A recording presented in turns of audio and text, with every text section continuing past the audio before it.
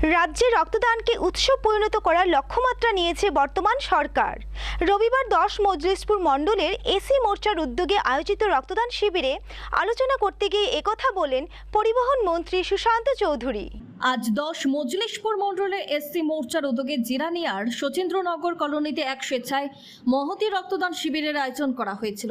এই শিবিরে উপস্থিত ছিলেন পরিবহন মন্ত্রী সুশান্ত চৌধুরী। এছাড়াও মণ্ডল এবং এসসি মোর্চার নেতৃত্বরা উপস্থিত ছিলেন। এদিনের অনুষ্ঠানে মহিলাদের উপস্থিতি ছিল লক্ষণীয়। এক সাক্ষাৎকারে মন্ত্রী বলেন, রক্তদানকে উৎসবে পরিণত করার লক্ষ্যে কাজ করছে বর্তমান সরকার, যাতে রক্ত সংকটে কাউকে প্রাণ হারাতে না হয়।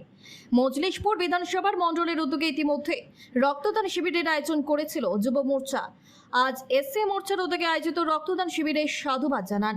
বর্তমানে এই বিধানসভা এলাকা থেকে 500 ইউনিট রক্তদান করার লক্ষ্যমাত্রা নেওয়া হয়েছে।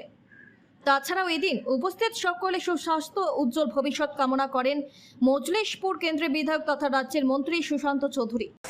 10 মজলিসপুর মণ্ডলের উদ্যোগে এবং মোর্চাদের সহযোগিতায় আমাদের সিদ্ধান্ত হয়েছে যে এই মণ্ডল থেকে আমরা প্রায় 500 ইউনিট ব্লাড কালেক্ট করব প্রতিটি পঞ্চায়েত থেকে, এবং গত কয়েকদিন আগেই তার শুভ সূচনা আমরা করেছি।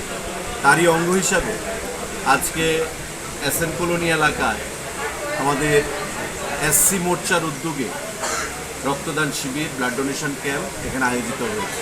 আপনারা দেখতে পাচ্ছেন যে যুবক ভাইয়েরা, আমাদের এখানকার নেতৃত্বরা যারা সমাজসেবার সঙ্গে যুক্ত, তারা স্বেচ্ছায় রক্তদান করছেন এবং এখানে মহিলাদের উপস্থিতি এটা জানান দিচ্ছে যে আমাদের সরকারের প্রতি, আমাদের দলের প্রতি, আমাদের সংগঠনের প্রতি মহিলাদের যে উপস্থিতি এবং আমাদের যে সাফল্য সারা দেশে এবং আমাদের রাজ্যে, তাতে মহিলাদের একটা বিশাল ভূমিকা রয়েছে।